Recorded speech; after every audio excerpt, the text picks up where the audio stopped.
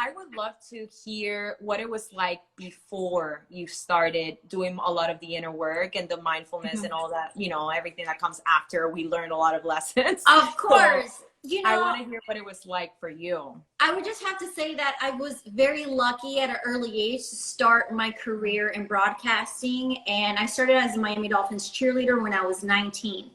I'm 39, and I need to give that bird's eye view because a lot of people don't understand.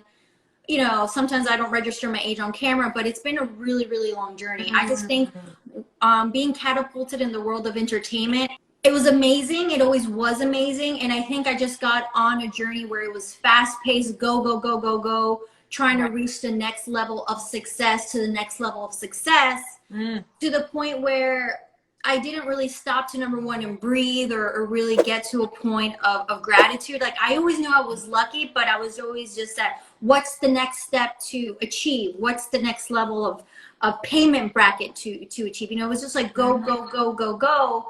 And at the moment, I put so much emphasis on my success as a TV host and as a producer that at the moment I didn't allow myself to take care of myself personally, you know, emotionally, spiritually. And I'm an only child, and I come from a Catholic family. And although there was some really important pillars, my focus was like on the prize, whatever that was. And I think it was just getting to the next level. There was a certain time in my life that I wanted to be the next Erin Andrews. It was just like, that's what it looked like. You know, working for the Florida Panthers for 4 seasons, I really got my legs, let's say, and I got a taste of what that looked like. I got a lot of great job opportunities. And it was just like, you know, at the time I was married for 3 years, I got divorced. And I think it was just, you know, I mean, I glide over it now, but there was a lot of self-sacrifice at the time that I wasn't paying attention to. And I think in my mind, it's like, yeah, I wanted to make a certain amount of money and I wanted a certain amount of notoriety. And guess what? I got it all. I got the exterior success. I made it. I'm supposed to be super happy. And I was like, and for me, that looked like I got a job with the WWE. And at the time, I had no idea what that, I mean, I knew what the wrestling was, right? But I got offered a dream job, the paycheck, traveling the world, the notoriety, you know, and remember, I come from a place of like very in the box success at that moment. Right. You had an image. I had an image. Yeah. And it was like, this is what it looks like next. This is what it looks like. And I was doing all the things and wearing all the hair extensions and wearing all the dresses and this whirlwind, you know, and I got there and I was like, I'm unhappy.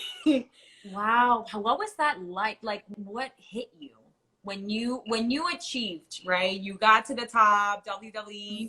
Like for me it was just, you know, and everybody, and remember, it's all such a different journey, but for me it was traveling the world and being completely alone in a hotel. Wow. And I was like, alone in a hotel without the cameras, without the camera, exhausted, and really being afraid to be alone with my thoughts and my emotions. You know, I had just gotten over a relationship, and this was like after my divorce, and I just started getting into these relationships that weren't fulfilling, and I was kept on running into the same type of situations with relationships, and I was alone in hotel. You know what I mean? It was just like when you're alone with your thoughts, it could be like a train. Exactly. And then what do we do to numb that? Yeah. You know, and then things just started to get tougher and tougher. And then I realized that I was incredibly unhappy. And then my contract didn't get renewed with the WWE. So that was like, within you started getting sad. Like you were just like. Well, remember, I was on this journey of like this on-camera personality. I got there, I'm like, I'm unhappy. And then it got taken away. And I was like, ooh. I realized that I created an identity that I didn't know what that looked like outside of success.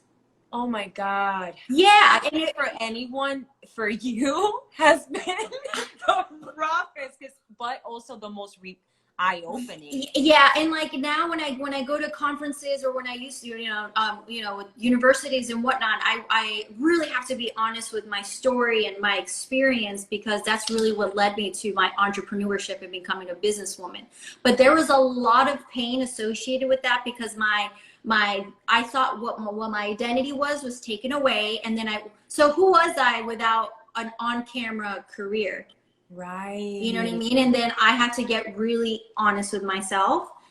And what did that look like for you? So let's say the contract. So if you put yourself back there, honestly, it was literally rock bottom. It was rock bottom. I hit a horrible depression, like really, really bad depression.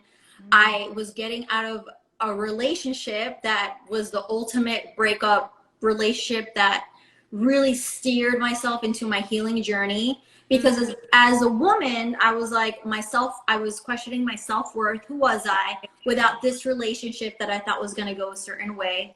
Who was I without that career that I thought I built and sacrificed my whole life for? And I moved to Orlando from Miami, but mind you, when you move and go somewhere else, you're just like, okay. It was a huge change, right? I really feel like the rug was really taken from under me, and I had to ask myself some serious questions. And it's funny because I started to document what that looked like. I didn't have the friends that I thought were going to be there when I needed people. And I'm not reaching out to them. And I started reaching out. I started reaching out to a childhood friend that I've known for 18 years. I needed a place to bunk because I didn't know what my next move was. I remember talking to you at that time. I didn't know. Yeah. I didn't know what my next move was. I started getting offered some jobs with a couple of teams with the NFL. I didn't want to do that anymore, because I knew that's what I knew. But I didn't want to do it anymore, because I'm like, that's not where my happiness lies anymore.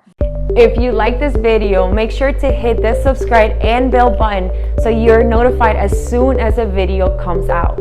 Make sure to connect with me via Instagram, where I share empowering content based on my life.